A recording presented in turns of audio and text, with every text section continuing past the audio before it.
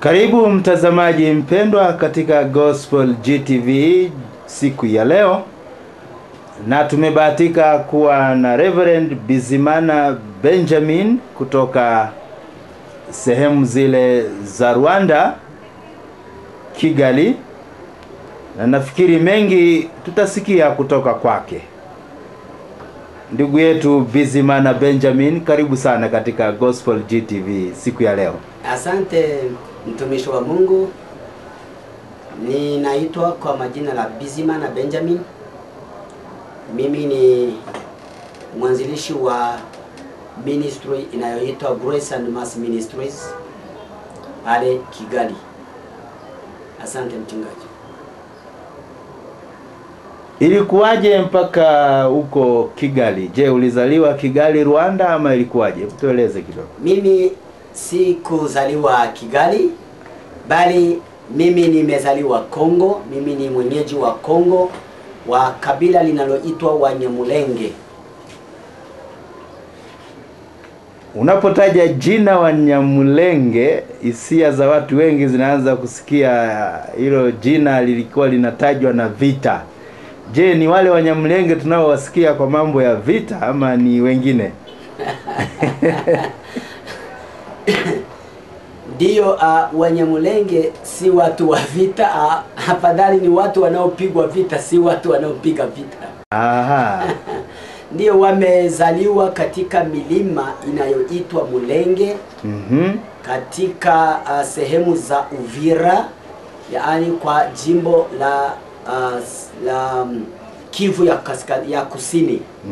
Ni wanaishi kwa milima mirefu, milima mikubwa, ni watu wafugaji wa ng'ombe, na wanaishi kwa milima inayoitwa Minembwe.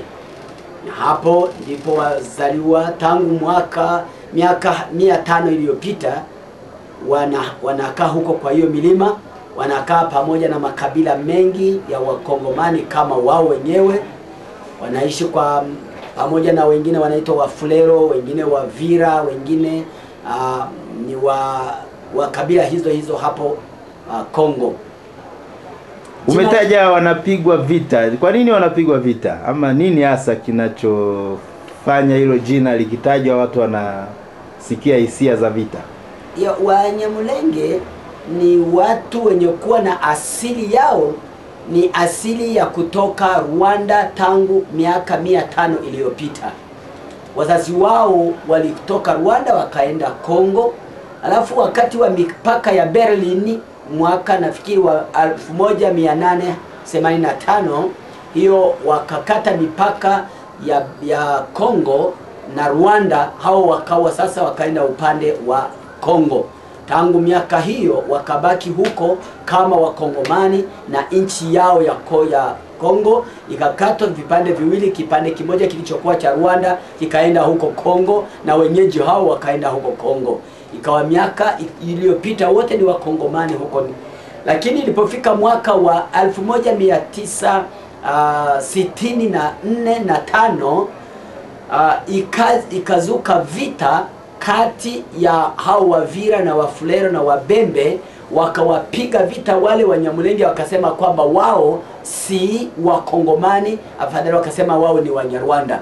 Na kwa sababu wanazingatia au walibakia na ile lugha ya Kinyarwanda mpaka sasa, hiyo ikawa sababu ya kuwapiga vita, na wakataka kuwahamisha, kuwatoa hapo ili warudie Rwanda. Wao Wanyamulenge mpaka sasa wakasema kwamba nchi ni Kongo na wao ni Wakongomani kufuatana na mipaka ya Berlin. Tukifuata sheria za nchi nyingine, ni mtu akiwa na miaka 3 tu kwa nchi anapata uraia wa nchi, lakini sisi kwetu ni miaka sasa 500, na mpaka sasa waliendelea Wakongomani kusema kwamba sisi ni Wanyarwanda. Halafu tukadai haki yetu ya Ukongomani.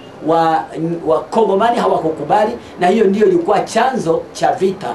Vita vikaendelea tangu pale 64 na 5, 6 mpaka kufika leo. Hawaja tukupokea au kutukubali vizuri kama Wakongomani halisi.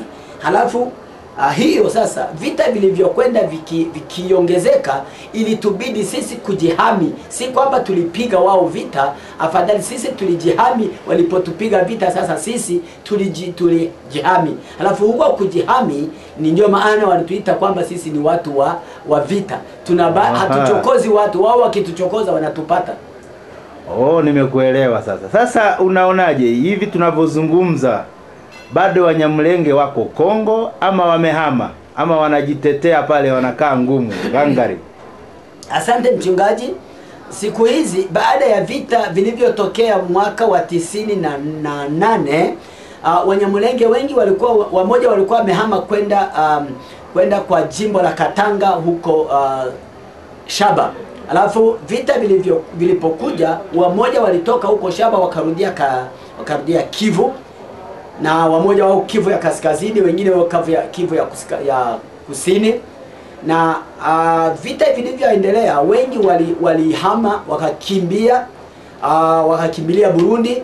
Kufika Burundi wakauawa hapo Burundi mwaka wa 2004, na hivyo iliwabidi kuwa na diaspora kubwa, wakahama. Wengine tafadhali wakakimbia, wengine wakakimbilia Zambia, wengine wakakimbilia Rwanda, wengine Burundi, wengine wakakimbilia Kenya, wengine Uganda, na wengine wamekwisha kukimbilia hata nchi za Marekani, Australia na mahali pengine. Yaani na maana Kongo sasa hivi hakuna Wanyamulenge? Wapo wengi, wapo kwa milima ile ya Mulenge, lakini hawana amani kama raia wengine wote wa Kongo. Kwa maoni yako mchungaji, wewe sasa unahubiri Injili, nini hasa kinaweza kikamaliza huo uhasama kati ya Wanyamulenge na makabila mengine ya demokrasia ya Kongo? Ninasema ninashukuru Mungu kwa sababu siku hizi Mungu amekwisha kutengeneza mambo mengi. Tayari serikali ya Kongo inaanza kuwaelewa. Hata juzi hapa wale waliokuwa kwa upande wa waasi, au ningesema wale Wanyamulenge waliokuwa kwa milima yao, wamewarudisha na halafu wakawa integrate kwa serikali. Sasa wana maaskari wengi, wako kwa government.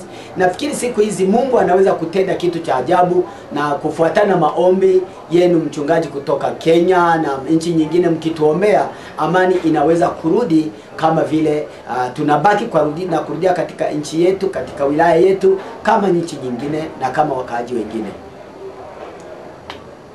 Katiba ya Kongo, maana Kongo kuna serikali sasa hivi, inawatambua nyinyi kama raia wa Kongo ama kama raia wa Rwanda?